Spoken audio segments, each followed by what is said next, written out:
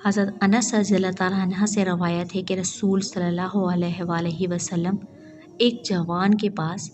اس کے آخری وقت میں جب کہ وہ اس دنیا سے رخصت ہو رہا تھا تشریف لے گئے، اور آپ نے اس سے دریافت فرمایا کہ تم اس وقت اپنے کو کس حال میں پاتے ہو؟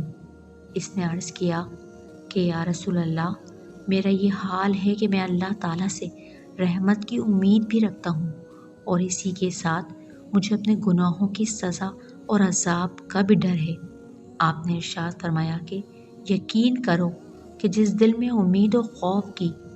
یہ دونوں کیفیتیں ایسے عالم میں یعنی موت کے وقت جمع ہوں تو اللہ تعالیٰ اس کو وہ ضرور عطا فرما دیں گے جس کی اللہ تعالیٰ کی رحمت سے امید ہے، اور اس عذاب سے اس کو ضرور محفوظ رکھیں گے جس کا اس کے دل میں خوف اور ڈر ہے۔ حضرت عبداللہ بن مسعود رضی اللہ تعالیٰ عنہ سے روایت ہے کہ رسول صلی اللہ علیہ وآلہ وسلم نے ارشاد فرمایا کہ اللہ تعالیٰ کے خوف و ہیبت سے جس بندہ مومن کی آنکھوں سے کچھ آنسو نکلے، اگرچہ وہ مقدار میں بہت کم، مثلاً مکھی کے سر کے برابر ہوں، پھر وہ آنسو بہہ کر اس کے چہرے پر پہنچ جائے تو اللہ تعالیٰ اس چہرے کو آتش دوزخ کے لیے حرام فرما دیں گے۔